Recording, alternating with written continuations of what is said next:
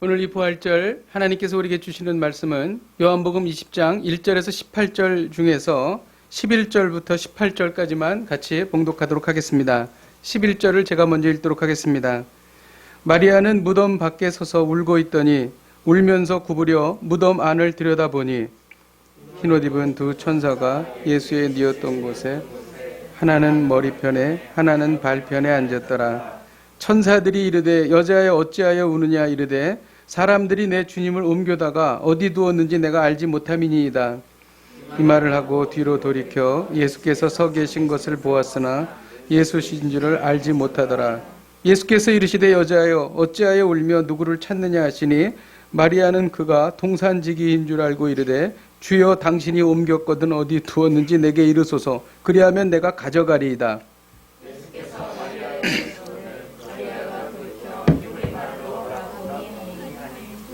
선생님이라는 말이라. 예수께서 이르시되 나를 붙들지 말라. 내가 아직 아버지께로 올라가지 아니하였노라. 너는 내 형제들에게 가서 이르되 내가 내 아버지 곧 너희 아버지 내 하나님 곧 너희 하나님께로 올라간다 하라 하시니 막달라 마리아가 가서 제자들에게 내가 주를 보았다 하고 또 주께서 자기에게 이렇게 말씀하셨다 이르니라. 아멘.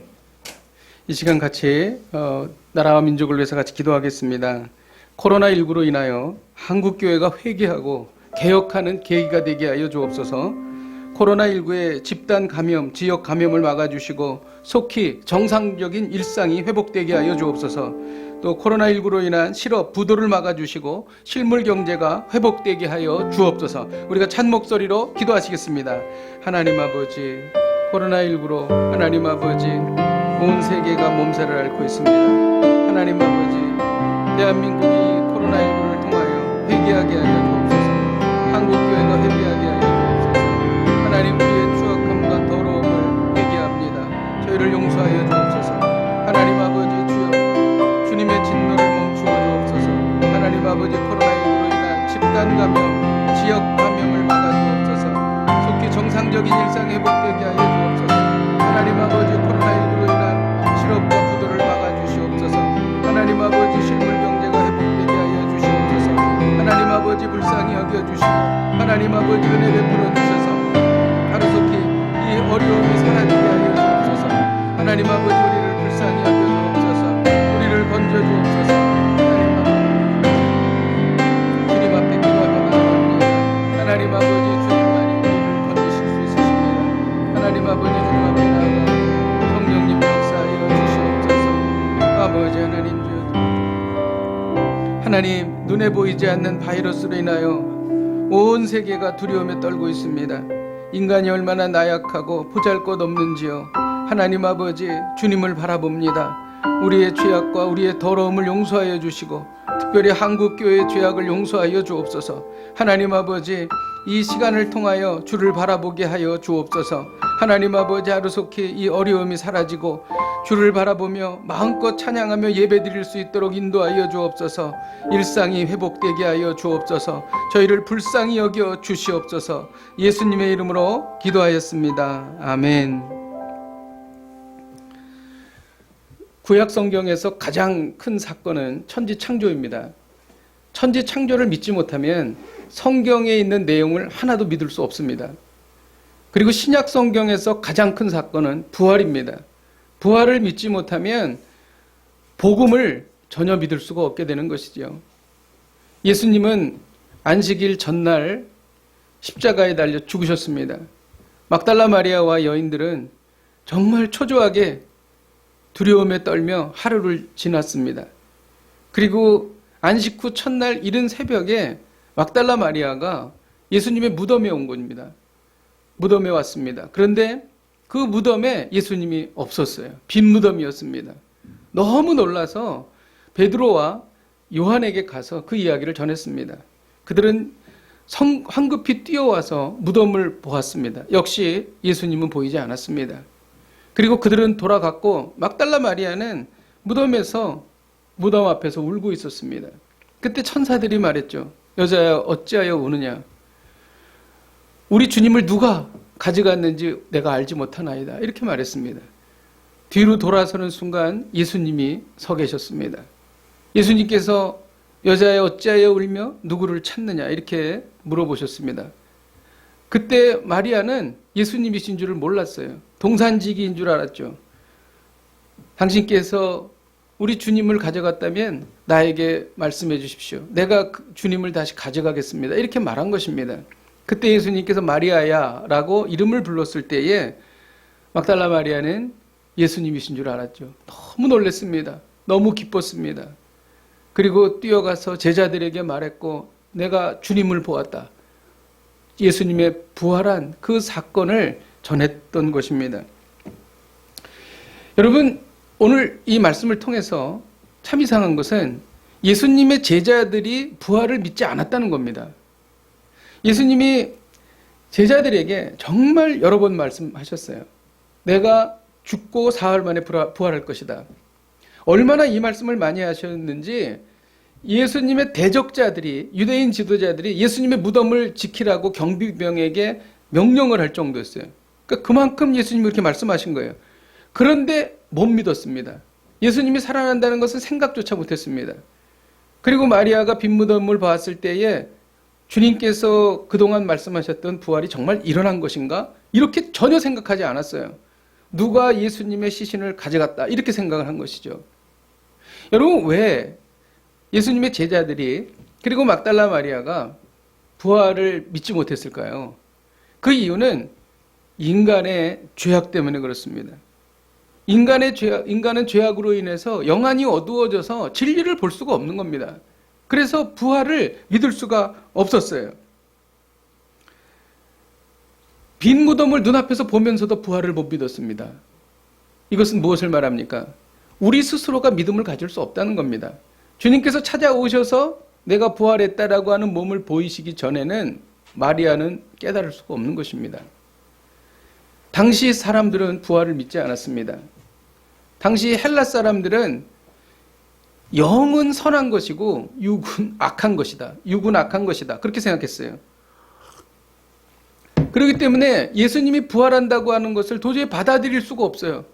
악한 육신이 부활하는데 그게 뭐가 좋은 것인가 이렇게 생각한 겁니다. 그러나 유대인들은 사람이 부활한다는 것을 믿었습니다.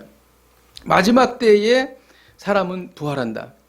그런데 역사의 중간에 어떤 사람이 죽었다 살아난다 믿지 않았습니다. 물론 로마 사람들도 믿지 않았습니다. 제자들은 부활을 눈으로 봤지만 그 부활을 실질적으로 자기가 받아들이기까지의 시간이 필요했습니다. 눈으로 보고 손으로 만지고 목소리를 듣는 체험이 여러 번 필요했던 것입니다. 그래서 부활하신 예수님은 40일 동안 같이 이 세상에 머무셨습니다. 여러분, 우리도 부활에 대해서 믿음을 갖기 위해서는 시간이 필요합니다. 의심이 산산이 부서지려면 믿음을 위한 합리적인 증거가 필요하죠. 믿음이란 사실이 아닌 것을 의지하는 것이 아닙니다. 믿음은 보이지 않는 사실을 확신하는 것입니다. 그래서 이를 위해서 설득력 있는 증거가 있으면 믿음을 한껏 끌어올릴 수가 있습니다. 2017년 10월 28일 날에 제6회 기독교 변증 컨퍼런스가 있었습니다. 이때 박명용 목사님은 예수 부활 역사적 사실인가? 라는 강의를 했습니다. 그는 이렇게 말하고 있어요. 예수님에 대한 기록은 역사적인 신뢰성을 가지고 있다.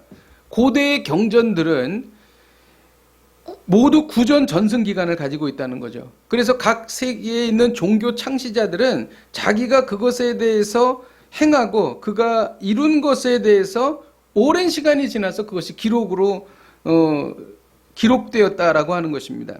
예를 들어서 단군 신화는 기원전 2333년에 있던 일인데 3600년 후인 AD 1281년에 일연 승려에 의해서 기록되었습니다. 그리고 조로 아스토교의 창시자인 짜라투스트라 스피타마도 AD BC 1350년경에 살았던 사람이에요. 근데 그 이야기가 문자로 기록된 것은 AD 3세기입니다. 부처도 BC 6세기에 살았지만 그 부처의 가르침이 기록된 것은 AD 1세기예요. 600년에서 700년 뒤에 기록된 것입니다.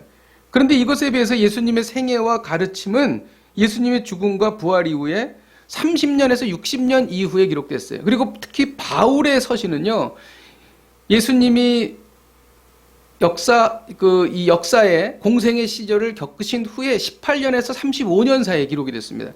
그러니까 굉장히 짧은 구전 전승 기간을 가지고 있다는 것이죠. 그러니까 어떤 종교의 경전보다도 탁월한 역사성을 가지고 있다고 말합니다.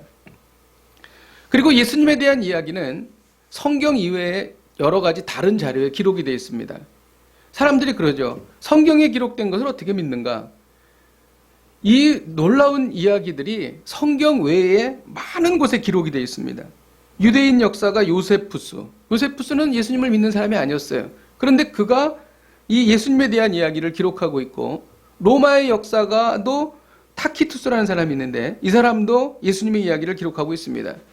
그 다음에 당시에 로마가 지배하고 있었을 때에 로마 지방 총독이었던 사람이 플린이라는 사람과 루리안이라는 사람이 예수님에 대한 기록을 하고 있습니다. 그리고 바벨론 탈무드에도 기록되어 있습니다. 이 방면의 권위자인 게리 하머바스 박사라고 있습니다. 이 사람이 예수님에 대한 기록이 45군데에 기록이 되어 있는데 그 중에 성경이 아닌 비기독교적인 곳에만 기록된 것이 17곳이라고 말합니다. 그러니까 이것은 아무도 부인할 수 없는 역사적 사건입니다. 그런데 이에 반해서 부처에 대한 이야기는 불경에만 기록되어 있고, 공자에 대한 이야기는 공자 세가에만 기록되어 있고, 이슬람교에 대한 그 무하마드의 생애는 이슬람 문서에만 기록이 되어 있다는 것이죠. 부활이 역사적인 사실이라고 하는 증거는 예수님이 십자가에서 죽어서 무덤에 묻혔다는 것입니다. 어느 무덤에 묻혔습니까? 아리마대 요셉의 무덤에 묻혔습니다.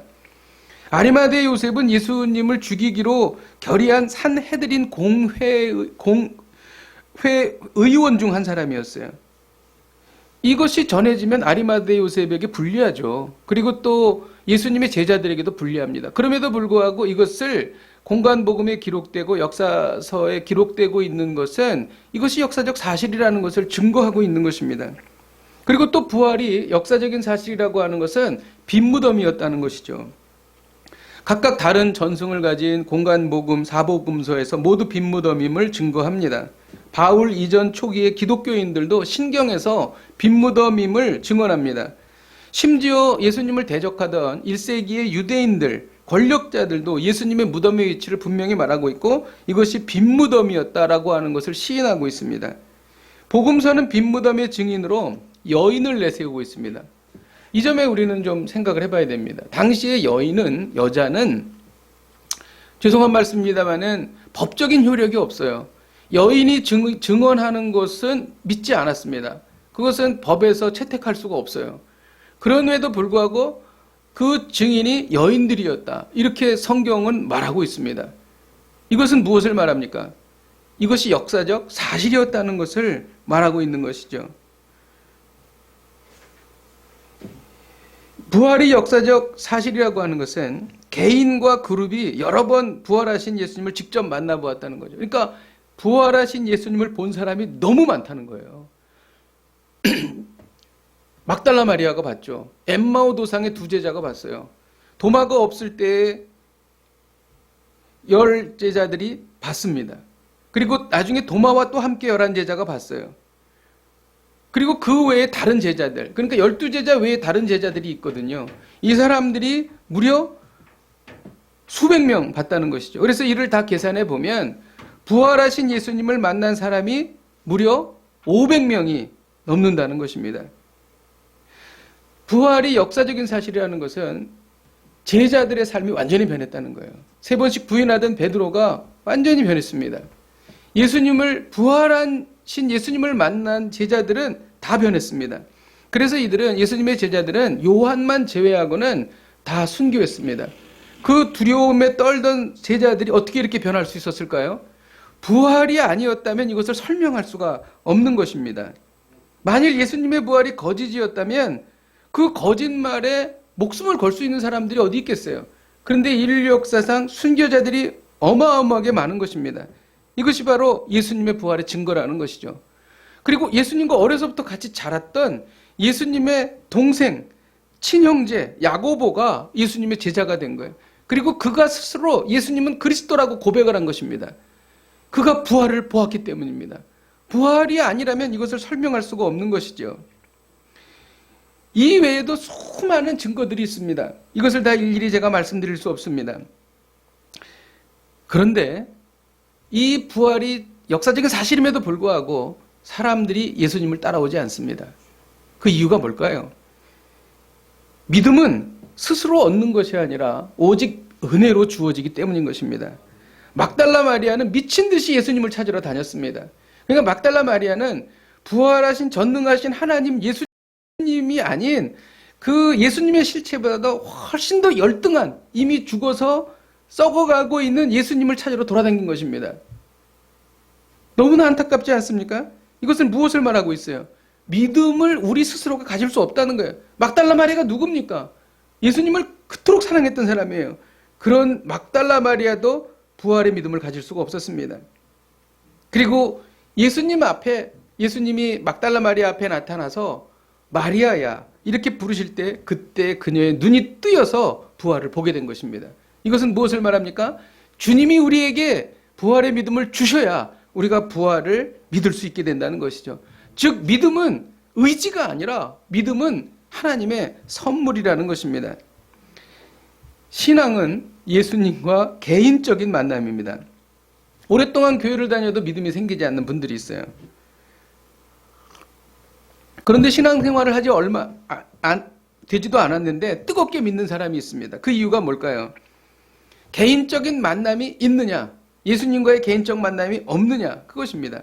개인적인 만남이 있으면 그 신앙은 뜨거워집니다. 그러나 만남이 없으면 냉랭한 거예요. 만남이 있는 사람은 시간과 상관없이 정말 막전엔 찐빵같이 뜨끈뜨끈한 것입니다. 13절에 천사들이 예수님 마리아에게 물어봤죠. 어찌하여 우느냐? 사람들이 내 주님을 옮겨다가 어디 두었는지 내가 알지 못합니다. 이렇게 말했어요. 예수님이 부활하셨어도 예수님을 만나지 못했기 때문에 울고 있는 것입니다. 이때 예수님이 나타나서 마리아에게 물으셨죠. 15절을 같이 한번 읽겠습니다. 15절 시작. 예수께서 이르시되 마리아가 그가 동산지기인 줄 알고 이르되 주여 당신이 옮겼거든 어디에 두었는지 내게 이르소서 내가 가져가리이다. 예수님이 마리아에게 나타났으나 마리아는 예수님인 줄 알지 못했습니다. 그런데 16절에 보면 예수께서 마리아야 하시거늘 마리아가 돌이켜 히브리 말로 라보니 이는 선생님이라 하는 말이라. 이때 비로소 마리아가 예수님을 알아봤습니다. 어떤 차이일까요? 여자야 라고 하는 건 불특정 다수 여인을 지칭하는 말입니다. 그때 마리아는 알 수 없었어요. 근데 마리아의 이름을 불렀습니다. 마리아야. 그때 눈이 뜨인 것입니다. 여러분, 이것이 무엇을 말해줍니까? 신앙은요, 철저하게 개인적입니다. 아무리 군중 속에서 예수님을 만난다 하더라도 내가 예수님을 인격적으로 개인적으로 만나지 못하면 그거는 신앙으로 연결이 안 된다는 것입니다. 신앙은요, 예수님과 나와의 일대적인 관계, 1대1의 관계입니다. 그래서 주님께서 양과 목자의 비유를 설명해서 이렇게 말씀하셨어요. 요한복음 10장 3절에 보면 문지기는 그를 위하여 문을 열고 양은 그의 음성을 듣나니 그가 자기 양의 이름을 각각 불러 인도하여 내느니라. 주님은요, 우리의 이름을 각각 불러서 우리에게 말씀해 주십니다. 전체적으로 말씀하시는 것이 아니라 각각 우리의 이름을 불러서 개인적으로 우리와 관계를 맺으시는 분, 그분이 바로 우리 주님이세요. 예수님이 너희 모두를 사랑한다 라고 하기보다 이름을 불러가시면서 사랑한다고 말씀하시는 것입니다. 대통령이 수천 명 앞에서 연설할 때에 그 연설을 들었다고 내가 대통령을 안다고 말할 수 없어요. 개인적으로 대통령을 만나서 집무실에 가서 같이 차도 마시고 이야기도 하고 그래야 개인적으로 아는 것입니다. 신앙도 마찬가지인 것이죠. 여러분은 예수님을 개인적으로 아십니까? 개인적으로 만일 안다면 예수님의 취향을 여러분은 알 것입니다. 어떤 순간에 예수님은 이것을 싫어하시는구나, 그걸 알 수 있습니다. 그리고 무의식적으로 내가 정직하지 않은 것도 주님 싫어하시는구나, 그거 알게 된다는 것이죠. 기도의 자리로 나오지 않는 것, 예수님이 기뻐하시지 않는구나, 그냥 느낄 수 있습니다. 개인적으로 안다면 예수님과 나와의 비밀이 있습니다. 여러분 그런 비밀이 있으세요? 내가 어떤 찬송에 어떤 가사를 부를 때에 주님께서 베풀어 주셨던 감동과 은혜가 나만이 아는 게 있어요. 그래서 눈물이 나는 것이에요. 또 어떤 장소를 떠올릴 때마다 주님께서 위로해 주셨던 그 위로가 떠오르는 거예요. 그래서 눈물이 나는 것입니다. 또 어떤 시기를 떠올릴 때 또 주님과의 그 이야기들이 생각나는 것이죠. 여러분, 예수님이 마리아를 만나는 장면을 한번 생각해 보세요. 예수님이 우리를 개인적으로 만날 때 어떻게 만나시는가? 마리아가 울고 있을 때 갑자기 예수님이 딱 나타나가지고 마리아야 내가 부활했다 이렇게 말씀하지 않으셨어요. 그때 안 나타나셨습니다. 마리아가 막 울고 있을 때 먼저 누구를 만나게 하셨습니까? 천사를 만나게 하셨어요. 그래서 어찌하여 우느냐? 그러면서 마리아로 하여금 우리 주님을 누가 가져갔는지 어디에 있는지 내가 알지 못합니다 라고 천사와 이야기하면서 또 그 대답을 하면서 이 마리아로 하여금 주님에 대한 그 사랑과 주님에 대한 그 보고 싶어하는 그 마음이 더 깊어지게 하신 거예요. 그리고 또 주님이 그 다음에 나타나셨어요. 근데 나타나셔서 금방 알게 하시지 않고 여자여 이렇게 말씀하시면서 주님이시지만 주님을 금방 알아보지 못하게 하면서 어찌하여 우느냐 이렇게 말씀하신 거예요. 그때 마리아가 당신이 우리 주님을 가져갔으면 나한테 알려주십시오. 내가 우리 주님을 가져가리이다. 이 이야기를 하면서 마리아가 또 더 주님을 보고 싶어하는 그 마음이 증폭되고 그 슬픔이 더 깊어지고 더 주님을 갈망하게 하는 마음을 갖게 한 거예요. 그러고 나서 마리아야 이렇게 말씀하신 것이죠. 그때서 마리아가 주님을 보게 된 것입니다. 그 감격이 얼마나 대단했겠습니까? 정말 이것은 그 마리아의 가슴이 터질 것 같았을 것입니다. 아마 기절할 뻔했을 거예요. 그리고 그 기쁨은 이루 말할 수가 없었을 것입니다. 여러분, 마리아는 기쁨과 감동으로 정말 넘쳐났을 것입니다. 이것이 바로 부활하신 예수님을 만나는 과정이에요. 예수님이 이 과정을 디자인하신 거예요. 천사를 보내시고 금방 못 알아보게 하시고 나중에 알아보게 하심으로 인해서 그 기쁨과 감동이 정말 벅차오르도록 하면서 가장 그 사랑의 절정에서 우리 주님이 막달라 마리아를 만나신 것입니다. 여러분, 이런 만남의 과정을 반복하면서 더 예수님을 사랑하고 더 예수님과의 관계가 깊어지는 것입니다. 여러분, 우리에게도 이런 만남이 있지 않습니까? 우리가 어떤 어려움을 당할 때 주님을 갈망하고 주님께 간구하고 기도하는데 그것이 금방 이루어지지 않고 시간이 지나면서 더 주님을 갈망하게 되다가 정말 극적인 순간에 정말 꼭 필요할 때에 하나님의 때에 딱 응답해 주실 때 그 감동이 얼마나 큽니까? 우리 주님은 그렇게 하신다는 것이죠. 여러분, 오늘 말씀을 통해 우리가 배우는 것이 무엇입니까? 부활절은요, 매년마다 오는 그러한 습관적인 절기가 아니에요. 부활절은 벅차오르는 감동으로 주님을 만나는 날입니다. 벅차오르는 감동으로 주님을 만나시기를 주님의 이름으로 축복드립니다. 여러분, 부활은 벅차오르는 감동이에요. 고린도전서 15장에 이 부활에 대해서 바울이 기록했습니다. 만일 죽은 자의 부활이 없으면 그리스도도 다시 살지 못했을 것이다. 그리스도께서 부활하셨기 때문에 우리도 부활한다는 것이죠. 여러분, 우리는 죽음을 두려워하지 않습니다. 그 이유는 주님께서 부활하셨기 때문이에요. 사망이 한 사람으로부터 말미암았으니 죽은 자의 부활도 한 사람으로 말미암는 거예요. 아담으로 인해서 우리에게 사망이 왔지만 예수님으로 인해서 우리에게 생명이 온 것입니다. 또 아담 안에서 모든 사람이 죽은 것 같이 그리스도 안에서 모든 사람이 삶을 얻게 된 것입니다. 그래서 각각 자기의 차례대로 된다는 거예요. 먼저는 첫 열매인 예수 그리스도께서 부활하시고 그리고 예수 그리스도께서 강림하실 때에 그리스도에게 속한 자들이 부활한다는 것입니다. 여러분, 부활을 믿으십니까? 여러분, 이 부활은 너무나 놀라운 거예요. 부활을 생각하면 우리의 마음이 뜨거워지는 것입니다. 그리고 벅차오르는 감동으로 우리는 주님을 만나게 되는 것입니다. 코로나 바이러스가 두렵지 않습니다. 물론 어렵고 힘들고 우리에게 두려울 수 있어요. 하지만 우리에게는 깊은 절망감은 없습니다. 왜 그러냐면 어떤 순간에서도 우리 주님께서 주권자가 되셔서 역사하시기 때문인 것입니다. 그리고 어떤 상황이라도 우리는 부활하기 때문이죠. 여러분, 부활은요, 예수 그리스도께서 이루신 그 부활을 우리가 즐기고 누리고 그리고 기쁨을 누리는 것으로만 끝나는 것이 아닙니다. 그것은 제대로 된 부활절이 아니에요.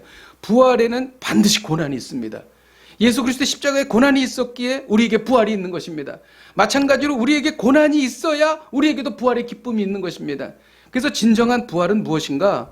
슬픔 속에서, 고난 속에서 누리는 기쁨이 진정으로 부활의 기쁨인 것입니다.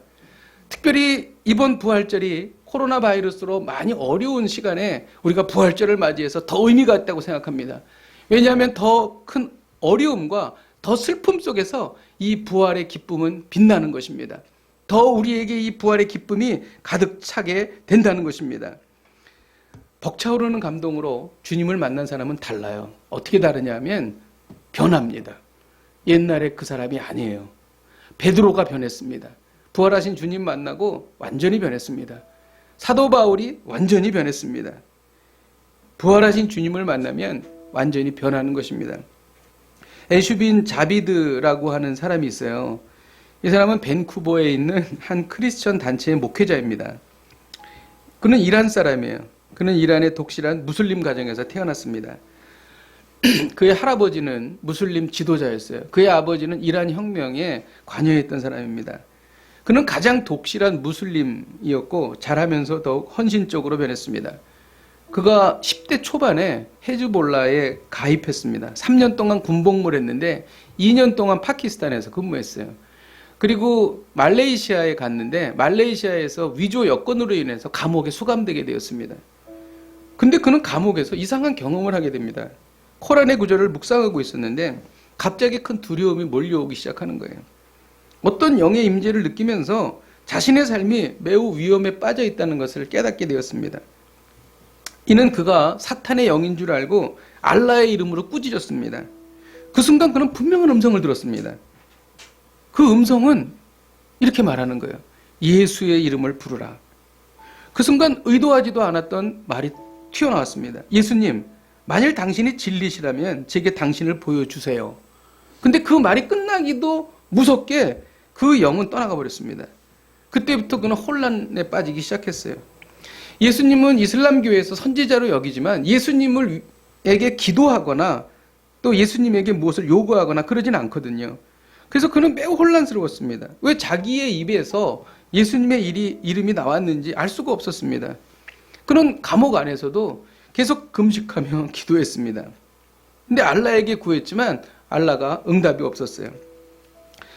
무슬림은 좀 이렇게 다혈질인 사람들이 많아요. 그래가지고 화가 나가지고 알라에게 이렇게 말했습니다. 당신은 존재하지 않습니다. 이렇게 말한 거예요. 무슬림에게 알라를 비난하는 것은 용서받지 못할 죄입니다. 근데 바로 그 순간 그 방 전체가 거룩한 임재로 가득 차는 것을 느꼈습니다. 마치 시간이 멈춘 것 같았어요. 그리고 아무 말을 하지 않아도 이분이 하나님이신 것을 그는 알게 되었습니다. 하나님에 대해서 가장 먼저 깨달은 것은 거룩함이었습니다. 그리고 공의로움이었어요. 그리고 이렇게 생각이 드는 거예요. 한 번도 자기가 태어나서 느껴보지 못하고 생각하지 않았던 건데 이제 내가 집에 왔구나. 그러면서 마음의 평안이 몰려오기 시작했습니다. 그리고 그동안 자기가 그분을 대적했었고 그분의 공의로움에 대해서 자기가 대적한 모습이 마땅히 죽어야 할 것이라고 자기는 깨닫게 된 거예요. 근데 그는 죽지 않았어요. 그런데 대신 그 주님께서 왼쪽 어깨를 두드리는 것을 느꼈습니다. 그때 내가 너를 용서한다. 이거는 정말 놀라운 일이에요. 왜 그러냐면 무슬림들은 자기가 용서받았는지 살아있을 동안에 모른답니다. 용서라는 것에 대해서 느낄 수가 없는 거예요. 그런데 용서했다는 겁니다. 충격을 받았습니다. 그 놀라운 용서에 감격했습니다. 그리고 당신은 도대체 누구십니까? 당신이 누구시기에 나를 용서해 주십니까? 그때 그분은 나는 길이요 진리요 생명이다. 이렇게 말씀하셨습니다. 그는 한 번도 이런 말을 들어본 적이 없어서 이해할 수가 없었습니다. 당신의 이름은 누구십니까? 나는 예수 그리스도다. 이때 그는 무릎을 꿇고 주여! 라고 외쳤습니다. 그리고 그의 모든 죄를 그 주님 앞에 회개하고 그는 완전히 변화된 것입니다. 부활하신 주님을 만난 것이죠. 그는 감옥에서 예수 그리스도를 전하기 시작했습니다. 어떤 사람은 거부하고 어떤 사람은 받아들인 거예요. 그래서 그는 기도했습니다.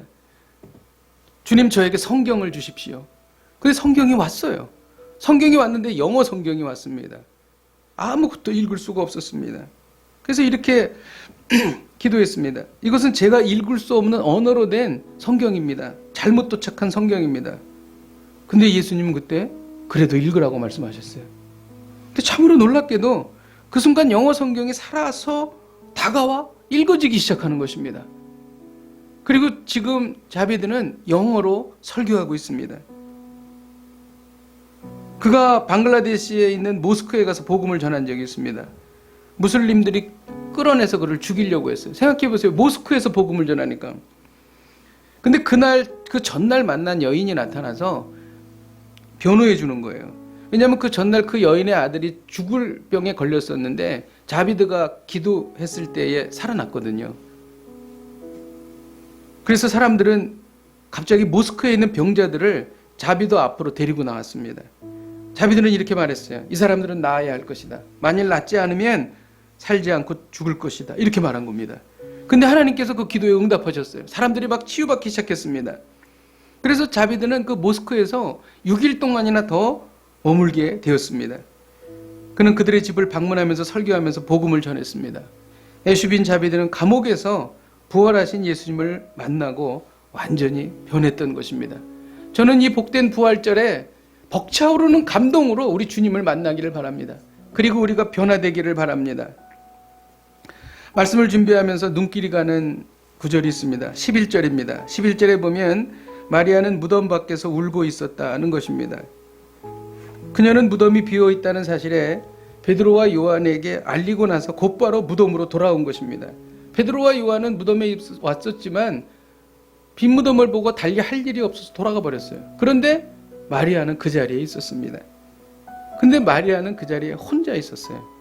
만일 새벽 미명에 함께 왔던 여인들이 있었다면 그녀가 제자들에게 말을 할 때 내가 주를 보았다 이렇게 말하지 않고 우리가 주를 보았다라고 성경에 기록했을 거예요. 그런데 내가 주를 보았다 이렇게 말합니다. 혼자 있을 때 주님을 본 겁니다.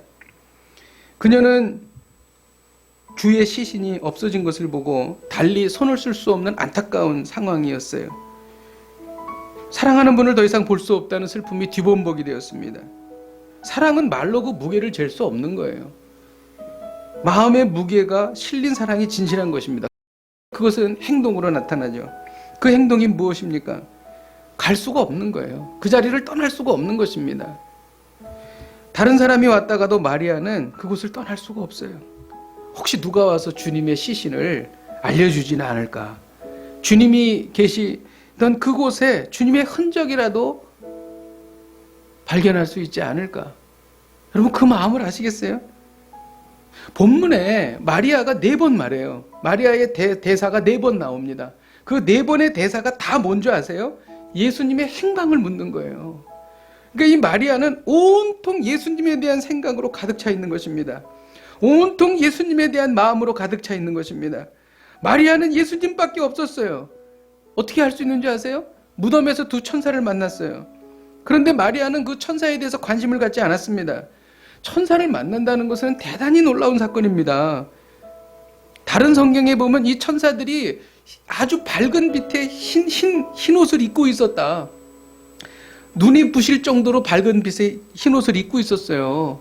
근데 그것을 보고도 관심을 갖지 않았다는 거예요. 세례 요한의 부친 사가랴는 천사를 보고 매우 놀랐고 예수님의 모친 마리아도 천사를 만나 대단히 놀랐습니다. 그런데 마리아는 이 모든 것에 관심이 없었어요. 천사를 봐도 관심이 없을 정도로 온통 마음은 우리 주님에게 가 있었다는 것입니다. 여러분 이것을 이해하실 수 있겠어요? 진실한 성도는 자신의 모든 것을 예수님에게만 집중하는 것입니다. 여러분 한마디로 예수님밖에 모르는 사람이에요. 살아도 예수님을 위해서 살고 죽어도 예수님을 위해서 사는 사람입니다. 맞아요. 세상을 사는 것도 한 분야에 미치는 사람만이 그 분야를 뚫을 수 있습니다. 마찬가지로 예수님께 모든 관심을 집중해야 세상의 모든 유혹을 물리치고 천국문에 들어가는 거예요. 빌립보서 1장 20절에서 21절에 보면 나의 간절한 기대와 소망을 따라 아무 일에든지 부끄러워하지 아니하고 지금도 전과 같이 온전히 담대하여 살든지 죽든지 내 몸에서 그리스도가 존귀하게 되려 하려 하나니 이는 내게 사는 것이 그리스도니 죽는 것도 유익함이라. 죽든지 살든지 내 몸에서 그리스도만 존귀하면 된다는 것입니다. 여러분, 막달라 마리아가 이렇게 주님을 사랑했어요. 그래서 막달라 마리아가 부활하신 주님을 인류 최초로 본 사람이 된 겁니다. 저는 이런 사랑을 갖기를 원합니다. 이 말이 바로 마리아는 무덤 밖에서 울고 있더니 라는 말의 깊은 뜻인 것입니다. 이 좋은 부활절에 우리 하나님 말씀하십니다. 벅차오르는 감동으로 부활하신 예수님을 만나라. 벅차오르는 감동으로 부활하신 예수님을 만나라. 이렇게 사시기를 주님의 이름으로 축복드립니다. 우리 함께 찬양하고 기도하겠습니다. 주님은 우리를 개인적으로 만나주십니다. 주님 제 이름 아시죠? 우리 같이 찬양하고 기도하겠습니다.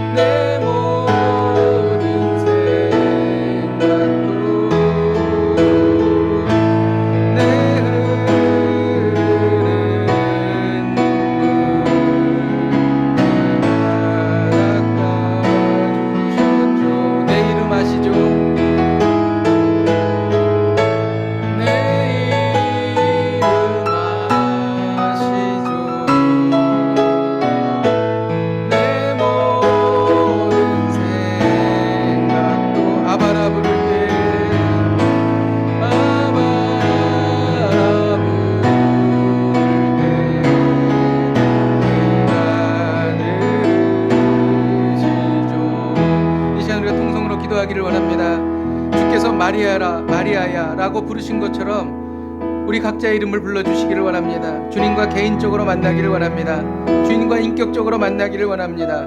벅차오르는 감동으로 부활하는 주님을 만나게 하옵소서.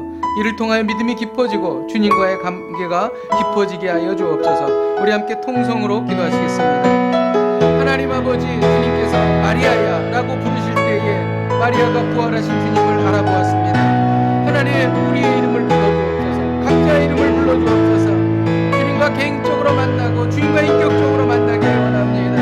하나님 아버지, 벅차오르는 감동으로 부활하신 주님을 만나게 하여 주옵소서. 하나님 아버지, 이를 통하여 믿음이 깊어지게 하여 주시고 주님과의 관계가 깊어지게 하여 주옵소서. 하나님 아버지, 주여 인격적인 주님과의 만남이 이루어지기를 원합니다. 하나님 아버지, 우리가 그런 삶을 살게 하여 주시옵소서. 은혜 베풀어 주시고 하나님 아버지 함께하여 주시고 인도하여 주시옵소서. 우리가 이어서 기도할 때에 막달라 마리아처럼 예수님께만 집중하기를 원합니다.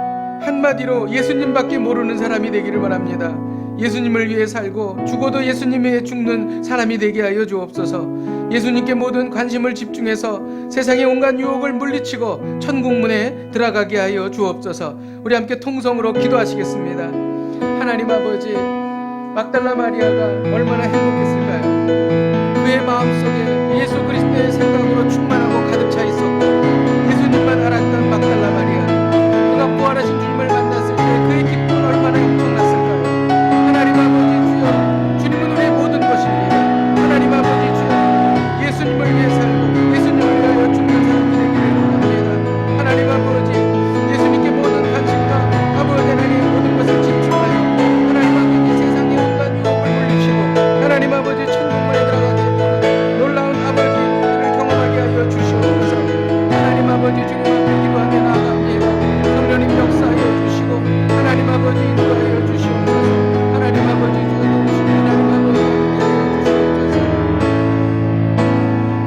아버지, 코로나 바이러스가 온 세계를 강타하고 있습니다. 이 놀라운 부활절에 죽어가는 사람이 부활의 능력으로 살아나게 하여 주옵소서. 하나님 아버지, 벅차오르는 감동으로 부활하신 주님을 만나게 하여 주옵소서. 막달라 마리아의 영성을 우리가 배우기를 원합니다. 하나님 아버지, 우리의 온 마음에 머리끝부터 발끝까지 예수 그리스도로 충만하게 하여 주시고, 죽어도 예수를 위하여 죽고 살아도 예수님을 위하여 사는 저희들의 인생이 되게 하여 주옵소서. 하나님 아버지, 주님만 바라보고 살고, 하나님 아버지, 주님을 위해서 사는 저희들이 되게 하여 주시옵소서. 예수님의 이름으로 기도하였습니다. 아멘.